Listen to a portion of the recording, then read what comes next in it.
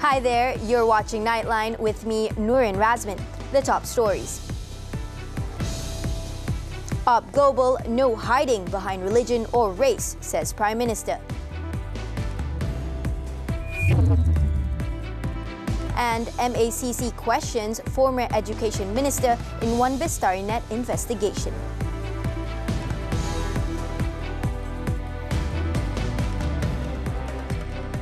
Good morning.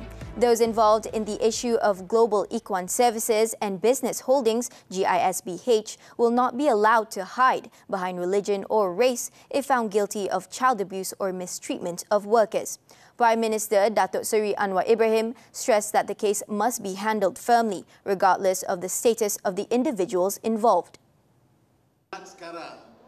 Anwar stated that the conduct of the members of GISBH cannot be permitted to spread unchecked in this country, as it constitutes abuse and denial of individual rights. Jangan guna nama kaum, jangan guna nama agama. Kalau kamu zalim, kamu langgar peraturan dan undang-undang, kamu dera dan pukul anak-anak, kamu tak jaga nasib pekerja-pekerja, saya tetap tegas kita ambil tindakan, tidak peduli siapa, baru boleh selamat negara ini. He said this when speaking at a meet and greet session with Longhouse leaders from Kapit and Song districts at Rumah Robert Ngumbang in Nanga Sebatu Kapit on Sunday. Previously, Anwar guaranteed that the police would conduct a transparent investigation into GISBH. He also stated that the government is committed to ensuring the welfare of 542 children rescued by authorities during the recent nationwide crackdown known as Op Global. GISBH has been in the spotlight for alleged criminal acts, including claims of cult-like practices, human trafficking, exploitation, and both sexual and physical abuse of children. Two individuals linked to Global Equine Services and Business Holdings, GISBH, including an alleged money runner for the organization, had their remand extended by the Magistrates Court in Shah Alam. The 5-day remand extension for the two individuals, who are in their 50s, began on Sunday after the expiration of the previous remand.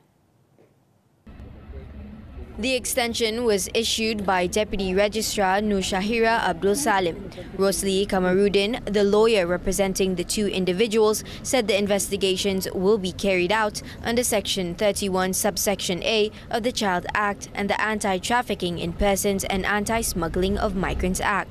Previously, the two individuals concerned were remanded on September 23rd for 7 days.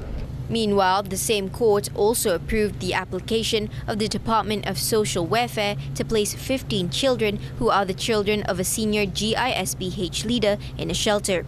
All the children, consisting of 9 boys and 6 girls aged 3 to 16, will be placed in JKM shelters in Johor and Kuala Lumpur.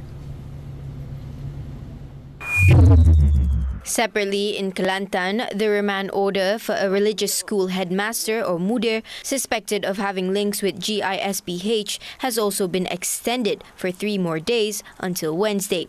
His previous remand, which began on September 26, ended on Sunday. The remand order against the 66-year-old suspect was issued by Magistrate Amal Razmyn at the Magistrates Court in Machang. The suspect was represented by Siti Zuraida Abdul Aziz, a lawyer from the National Legal Aid Foundation. He was detained on September 25th after police raided Sekolah Rendah Integrasi Ikhwan in Pasir Putih, Kelantan and confiscated 34 banned books related to Al-Arkam founder Ashari Muhammad. The Malaysian Anti-Corruption Commission, MACC, has met with former Education Minister Mazli Malik as part of its ongoing probe into the One Bestarinet project. Confirming the matter, MACC Chief Commissioner Tan Sri Azam Baki said the meeting was held to gather detailed information regarding the case. Kita mendapat maklumat, cuba mendapatkan maklumat lanjut daripada pihak YB Mazli Malik. Earlier, a source said the meeting was arranged by an investigating officer involved in the case last week. On September 6, it was reported in the media that Mazli had linked the One Bestari Net issue to his resignation as Education Minister in January 2020. In a statement, Mazli claimed that Bersatu President Tan Sri Muhyiddin Yassin had pushed then Prime Minister Tun Dr. Mahathir Mohamad for Mazli's resignation over his decision not to extend the contract. On Thursday, Azam said MACC officers are looking into two main issues: the quality of services provided to schools and instances where data was not supplied to schools despite claims made. Meanwhile, Tan Sri Azam said the MACC will seek further details from the National Security Council (NSC) regarding allegations of a conspiracy between government officials and its vendors, which allegedly allowed procurement to occur without the necessary scrutiny. Saya nak bertanya dengan dia sendirilah sebab saya setakat ni, kami tidak ada setakat ni lah, kalau tak silap saya, panjang saya ingat, kita tidak ada menerima sebarang laporan atau maklumat hubungan perkara itu. Last Friday, the NSC revealed that various federal government agencies were at risk of cyber attacks due to their weak information and ICT systems. NSC claimed that one of the causes for the weak ICT systems is the alleged collusion between government officials and its vendors to procure such systems without the necessary scrutiny. It said of the 740 different ICT systems managed by various government bodies, about 150 of these systems classified as dormant have unknown ownership, reflecting a lack of awareness regarding data management among government officials. Prime Minister Datuk Seri Anwar Ibrahim has reiterated that the government's efforts to address the demands under the Malaysia Agreement 1963 MA63 are driven by a commitment to fulfill the promises made by previous leaders. He also dismissed claims that his push to meet these demands stems from the fear of losing support from Sarawak and Sabah.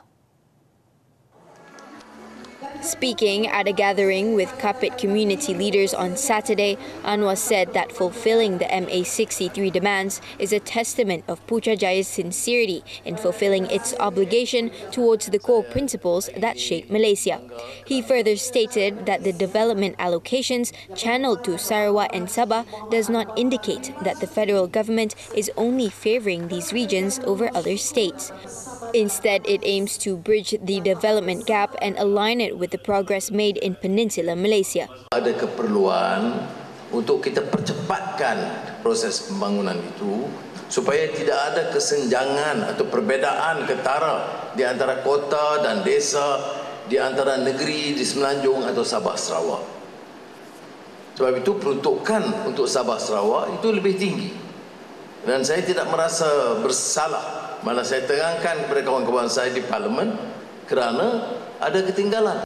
As of September 13th, 11 demands under the MA63 negotiation platform have been resolved, with 7 successfully addressed within 2 years under the unity government led by Anwar. The remaining unresolved matters pertain to maritime boundaries, oil royalties, stamp duties, and the demand for 1/3 of parliamentary seats to represent Sabah and Sarawak. University Malaya UM has confirmed the admission of 12-year-old prodigy Ismail Sharum, making him the youngest student in the university's history since its establishment in 1962. Its Vice-Chancellor, Professor Datuk Seri Dr. Nur Azwan Abu Osman, said in a statement on Sunday that the child is enrolled in the Bachelor of Science in Mathematics program at the Faculty of Science. He added that Ismail successfully completed an interview process conducted by a special committee established by the university, which was later approved by the University Senate. Nur Azwan also called for Ismail to be given space and privacy to focus on his studies and to adjust to university life to ensure the child can undergo conducive physiological development while pursuing his studies successfully. The announcement gained significant attention on social media, with many celebrating Ismail's remarkable achievement as the youngest student ever to register at the university.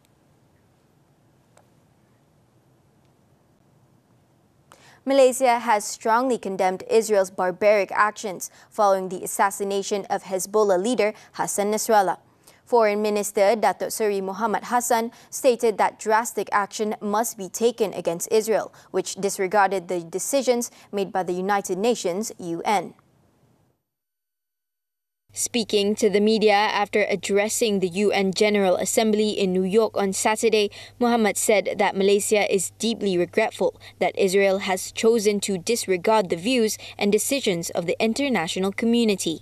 Kita amat kesal. Ya. Itu sebabnya saya katakan beliau amat bongkak, ya. Amat biadab, dan mereka tidak mempedulikan apa jua saranan, pandangan, cadangan dan juga keputusan bangsa-bangsa bersatu. Mereka dah menjadi sebuah negara yang amat biadab, amat kurang ajar, amat bongkak. Ya. He also emphasized the need to impose an arms embargo on Israel to prevent it from continuing to use weapons to kill innocent people, especially women and children.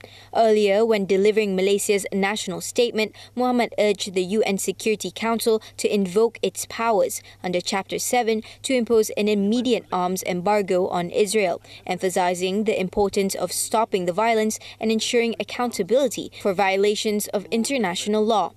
This after Hezbollah announced on Saturday that its Secretary General Hassan Nasrallah has been killed in an airstrike by the Zionist regime in the southern suburbs of Beirut.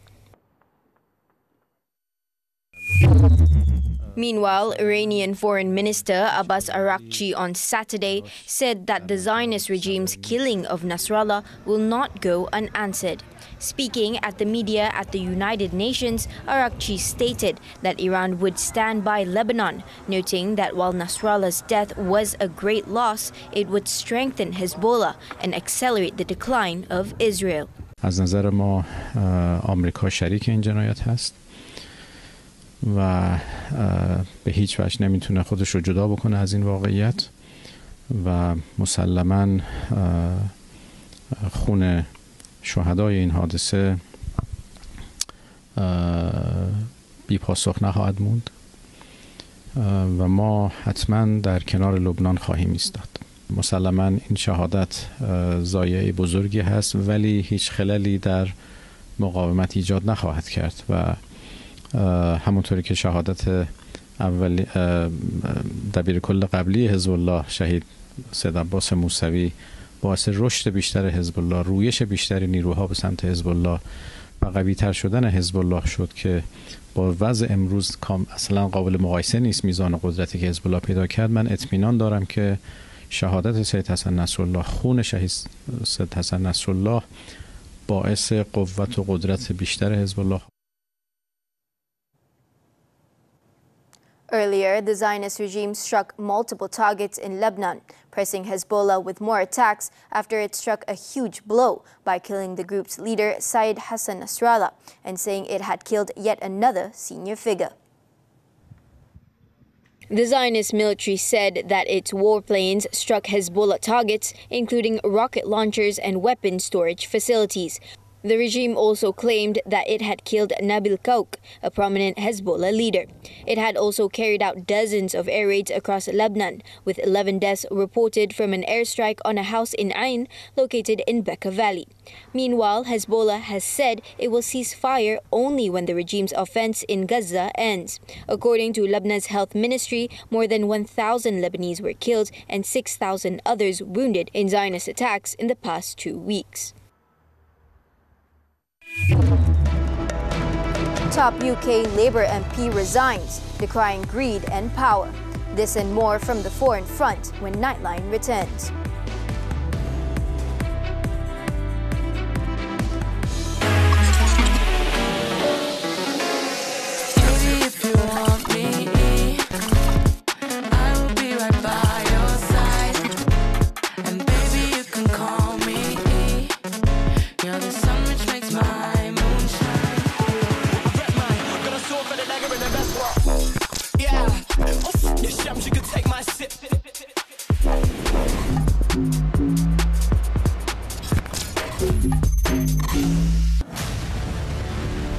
Guna bahasa asing, label produk mengelirukan. Bentuk yang menarik macam ni, bekas yang warna pink, ada gambar lychee dan juga gambar ros. Rupanya ini adalah alkohol. Tiada tarikh luput, pengguna jadi mangsa. Bila I makan benda ni, I kecuna makanan. How I nak cari balik siapa yang bertanggungjawab kepada ni? Saksikan 999 Selasa jam 9 malam di TV3 dan stream sekarang melalui Tonton.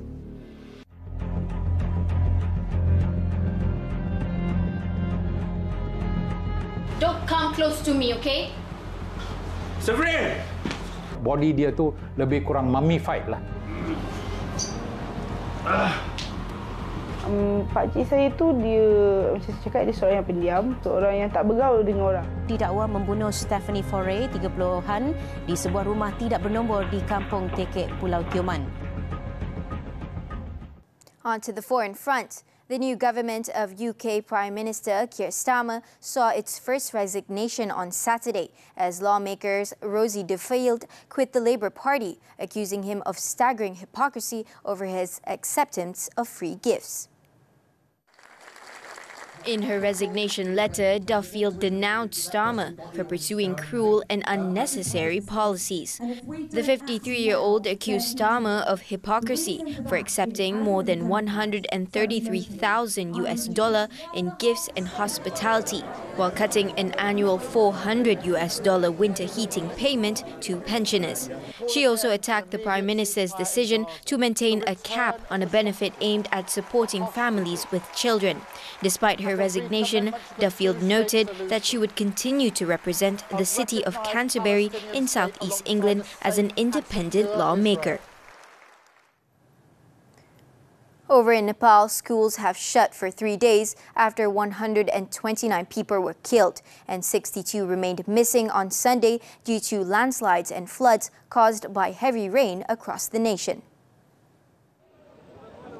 Authorities said students and their parents face difficulties as university and school buildings damaged by the rains needed repair.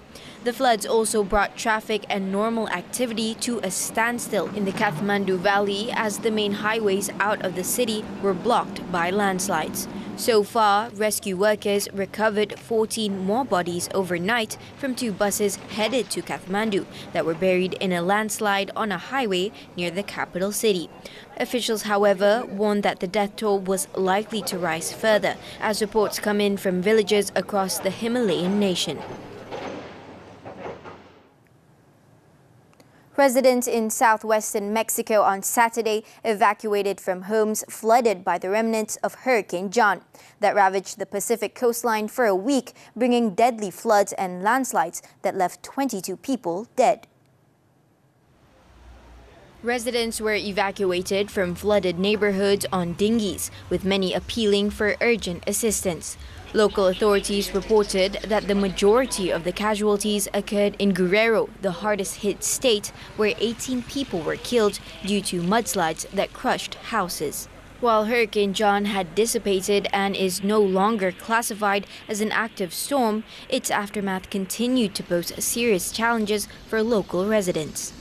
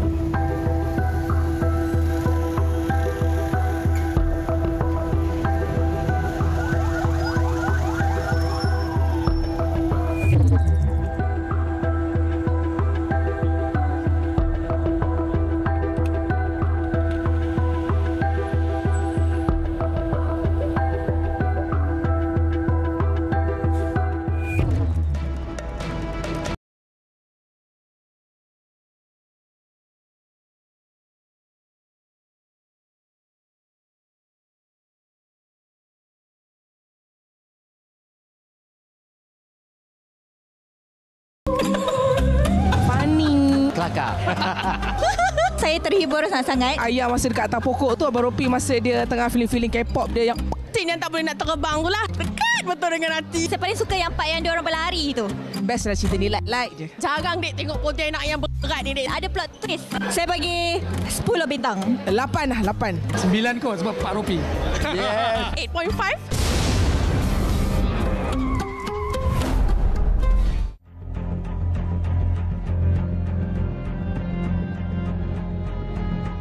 Don't come close to me, okay? Safrin! Body dia tu lebih kurang mummified lah.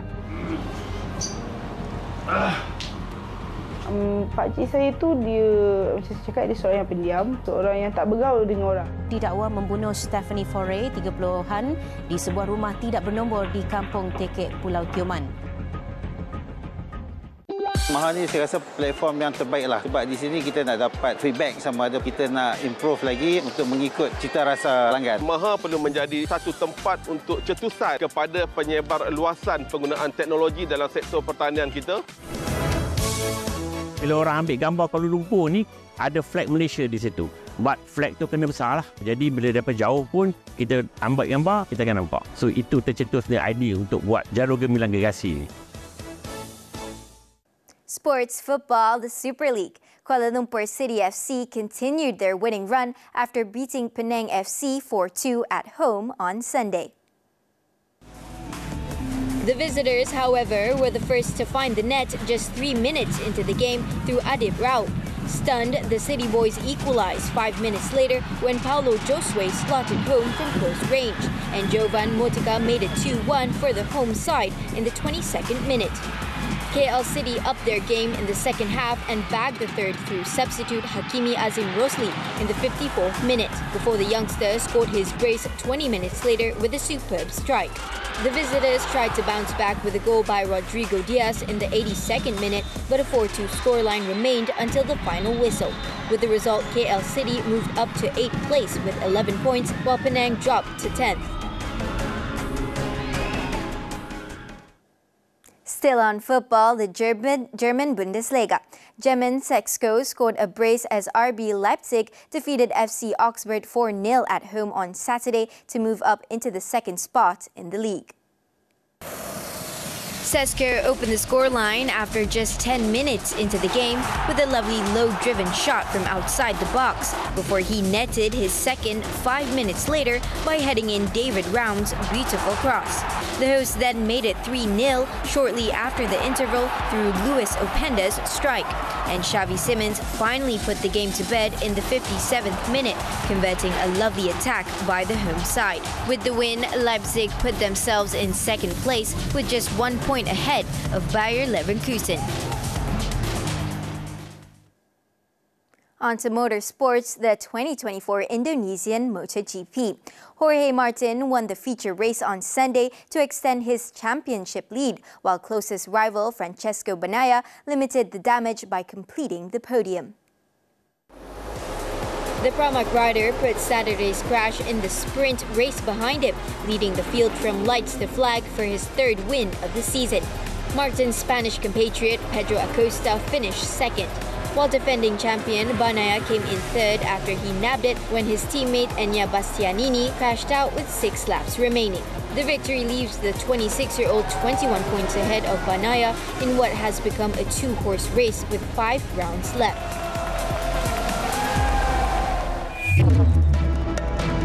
Disabled man killed in car tanker lorry crash. The details when we come back.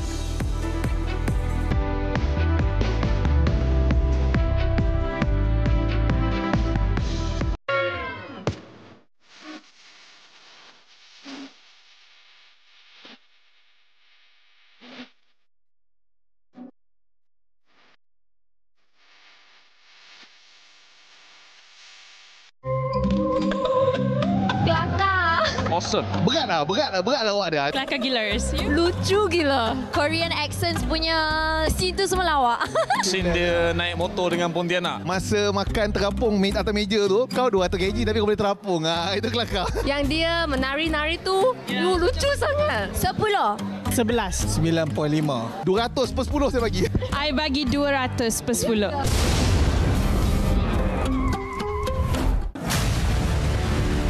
Guna bahasa asing, label produk mengelirukan. Bentuk yang menarik macam ni, bekas yang warna pink, ada gambar lychee dan juga gambar ros. Rupanya ini adalah alkohol. Tiada tarikh luput, pengguna jadi mangsa. Bila I makan benda ni, I keracunan makanan.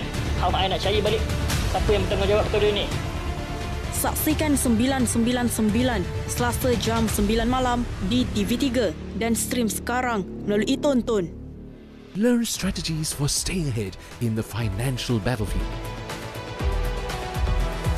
Your key insights into finance, money matters every Saturday 5 p.m. only on TV3 and stream now on Tonton. In Terengganu, a disabled man was killed after the car he was driving collided with a tanker lorry in Marang on Sunday morning. 39-year-old Muhammad Zakaria Abdullah died at the scene in the 9:40 a.m. incident in Jalan Kuala Terengganu, Kuantan, near Kampung Rusila. Marang Police Chief Deputy Superintendent Muhammad Razmyn stated that the victim was heading to Kuala Terengganu from Marang when the accident occurred. It is believed that his car suddenly went out of control and skidded onto the opposite lane before crashing into the tanker lorry. Firefighters deployed to the scene took about 20 minutes to extricate the victim's body from the wreckage. The deceased body was then taken to Sultana Nur Zahira Hospital for post-mortem. The 44-year-old driver of the tanker lorry escaped unharmed. The case is being investigated under the Road Transport Act. A drug trafficking syndicate using 2 vehicles to store drugs since May has been busted after 4 members, including its mastermind, were arrested on Wednesday. Johor Police Chief Dato M. Kumar said the suspects aged 29 to 49 were arrested in 2 separate raids in Kulai and Skudai. Speaking during a media conference at the Johor Contingent Police Headquarters, M. Kumar said the syndicate would obtain drug supplies from Kuala Lumpur and repackage them into small packs and store them under the bonnet of 2 vehicles. They would then bring the small packs to several locations known as drug haunts around the city for sale. A total of 55.9 kilograms of cannabis, 11.7 kilograms of heroin, 122.7 grams of methamphetamine, 21 grams of Aramin 5 pills, and 70 grams of ecstasy pills worth more than 309,000 ringgit were seized. In addition to the drugs, police also seized 2 cars, a motorcycle, a necklace, and cash totaling more than 120,000 ringgit. All of the suspects possessed prior records relating to drug and criminal offences, and 2 of them tested positive for drugs. The suspects have been remanded for 7 days until October 2nd, and the case is being investigated under the Dangerous Drugs Act. In Pulau Pinang, a TikTok influencer with 1.5 million followers has been remanded for 2 days following his arrest in a special traffic operation dubbed Op Semseng Jalanan in Bayan Lepas on Saturday night. He was issued the remand order along with 14 others by the Balik Pulau Magistrates Court on Sunday to assist police with their investigations. The influencer, in his 20s and also a well-known entrepreneur, was among 15 individuals detained during the operation on the Tun Dr. Lim Chong Eu Expressway, a known hotspot for illegal racing on weekends. He was arrested for allegedly engaging in a dangerous act while driving, having been caught drifting on the highway. Barat Daya Police Chief Superintendent Kamarul Rizal Jainal confirmed the matter. He also stated that 14 motorcycles and 1 car was seized by authorities. All the suspects, aged between 12 and 25, are being investigated under the Road Transport Act for riding motorcycles and driving cars recklessly.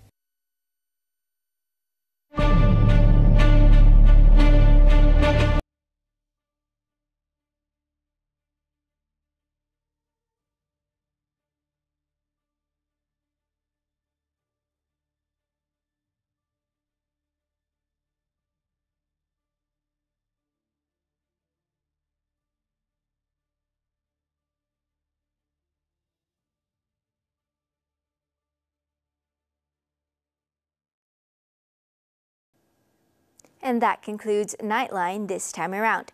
Before we leave, let's take a look as French Spider-Man Alain Robert climbed a 190-meter high skyscraper near Paris to entice people to engage in more sports. With that, I'm Nurin Razmyn. Thank you for watching and have a productive week ahead.